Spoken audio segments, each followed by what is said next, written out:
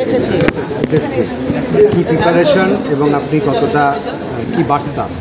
মাননীয় মুখ্যমন্ত্রী কালকে যে দ্বিতীয় দফার যে পরীক্ষা মাননীয় মুখ্যমন্ত্রী খুবই আমাদের যা যা নির্দেশ যারা দিয়েছিলেন আমরা সেই মোতাবেক এসএসসিকে জানিয়েছি এবং আমি সমস্ত পরীক্ষার্থীকে আশ্বস্ত করতে চাই যে প্রশাসনের তরফে সর্বোচ্চ স্তরে ব্যবস্থা নেওয়া আছে। কোনো আপনারা শান্তভাবে পরীক্ষা দিন, এটাই আমার মনে হয় যে আমাদের দিক থেকে, দপ্তরের দিক থেকে তো বটেই, মাননীয় মুখ্যমন্ত্রী সর্বোচ্চ স্তর থেকে এবং এসএসসি এ ব্যাপারে নির্ভুল এবং অভ্রান্তভাবে প্রস্তুতি তারা নিয়েছে। আশা রাখছি পরীক্ষাকাল শান্ত এবং নির্বিঘ্নে শেষ হবে। যাদবপুর ইউনিভার্সিটি থেকে কোনো প্রস্তাব পাঠিয়েছে নিরাপত্তা এবং যাদবপুর ইউনিভার্সিটি থেকে কোনো প্রস্তাব নিরাপত্তা এবং সিসিটিভি ক্যামেরা? আমি জানি না এখনো, ওরা কি প্রস্তাব পাঠিয়েছেন আমার পক্ষে প্রশ্ন করেন। আপনি বললেন যে আরএসএস বাংলা ভাষার ক্ষেত্রে যে তাদের যে ভূমিকা তা প্রশ্নাতীত নয়, কেন বলছেন এটা?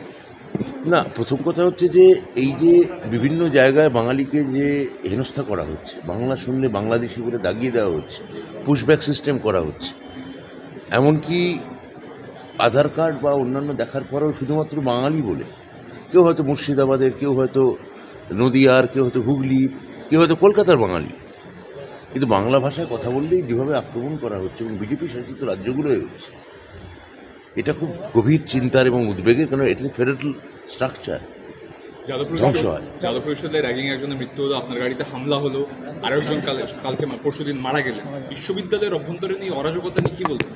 আমার একটাই কথা বলার, যে যখন আমাদের উপাচার্য ছিলেন এবং উপাচার্য ভালোভাবে কাজ করছিলেন, এই যে একটা সম্পূর্ণ বিশ্ববিদ্যালয়কে মস্তকহীন করে দেওয়া হলো, মুন্ডহীন বিশ্ববিদ্যালয়, এই যে মুন্ডহীন বিশ্ববিদ্যালয় করে দেওয়া হলো এবং তিনি করলেন যখন সুপ্রিম কোর্টের বিষয়টা বিচারাধীন, যেভাবে সুপ্রিম কোর্টে কি নাম বুড়ো আঙুল দেখে তুড়ি মেরে যেভাবে করা হয়েছে, এটা আসলে সমস্ত বিশ্ববিদ্যালয়ের ক্ষেত্রে এটা একটা প্ল্যানিং, বিশ্ববিদ্যালয়গুলো যাতে অরাজক হয়।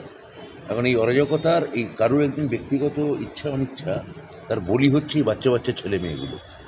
আর শেষ প্রশ্ন স্যার, যাদবপুর বিশ্ববিদ্যালয়ের সহ উপাচার্য বলছেন যে নিরাপত্তা রক্ষী আরও প্রয়োজন, এইগুলো কি ত্বরান্বিত আপনারা করতে পারছেন না পার্মানেন্ট ভিসি নেই বলে?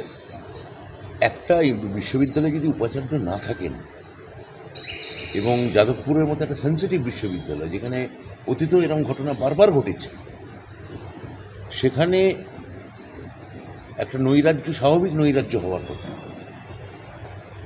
তাও আমি যাদবপুরকে ধন্যবাদ জানাবো যে তারা কলকাতা বিশ্ববিদ্যালয়ে যেমন তলানিতে চলে গেছে র্যাঙ্কিংয়ে, রাজধর্ম পালন করতে গিয়ে, যাদবপুর তাও এরকম একটা সর্বোচ্চ জায়গায় গেছে। কিন্তু এই যে স্থিতি এবং শৃঙ্খলা, এটার জন্য উপাচার্য আসা অত্যন্ত জরুরি।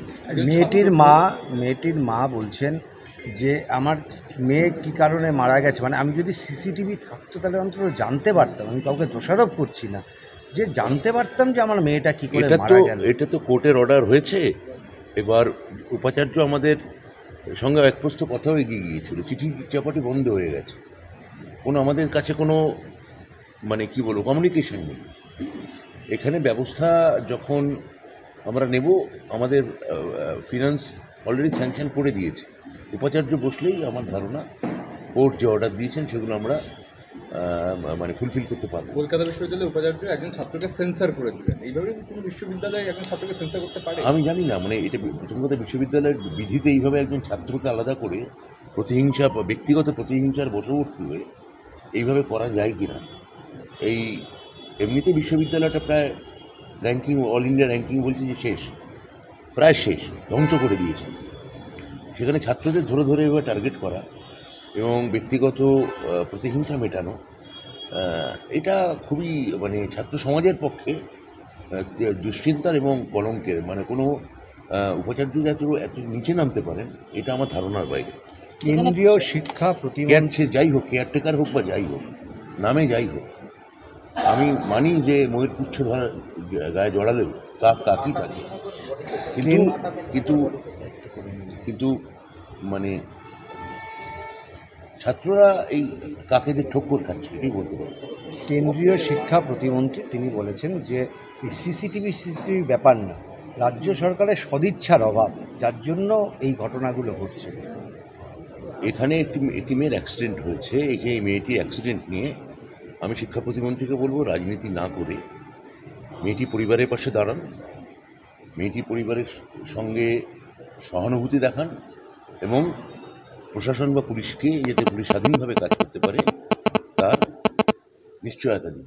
গত রবিবারের এসএসসি পরীক্ষা আমরা দেখেছি 10% ভিন রাজ্যের, এবং তার মধ্যে অনেকটাই ইউপি, বিহার এবং দিল্লি থেকেও ইভেন এসেছে। তো আশা করছি কালকের পরীক্ষাতেও আমরা বেশ কিছু সংখ্যককে দেখতে পাবো। এটা নিয়ে কি বলবেন, যেখানে বাংলা নিয়ে এটা বোঝাই যাচ্ছে বাইরের রাজ্যে কোনো চাকরি নেই, বিজেপি শাসিত রাজ্যগুলো কোনো চাকরি নেই, তারা ছেলেমেয়েরা এখানে চলে আসছে। এবং বাংলা যেহেতু কখনোই, আমরা কি এই বাইরের রাজ্য থেকে আসা ছেলে মেয়েদের অপমান করব? বাইরে থেকে যে আইসিএসসি যারা পরীক্ষা দিতে আসছে তাদের কি আমরা হিন্দি বলছে বলে তারা করব? আমরা করব না। আমাদের সব ভাষাকে আমরা ভারতের সংবিধানকে মান্যতা দিয়ে, ভারতের যে সংঘীয় ধাঁচা, যে ফেডারেল স্ট্রাকচার, তাকে মান্যতা দিয়ে আমরা তাদের বলবো আপনারা আসুন, আপনার পরীক্ষা দিন। এবং এখানে স্বচ্ছতার সঙ্গে ট্রান্সপারেন্সির সঙ্গে পরীক্ষাটা হবে। আপনাদের ওখানে পরীক্ষা হয় না, বিজেপি শাসিত রাজ্যগুলো পরীক্ষা হয় না, আপনাদের ওখানে বছর বছর এতগুলো বেকার তৈরি হচ্ছে।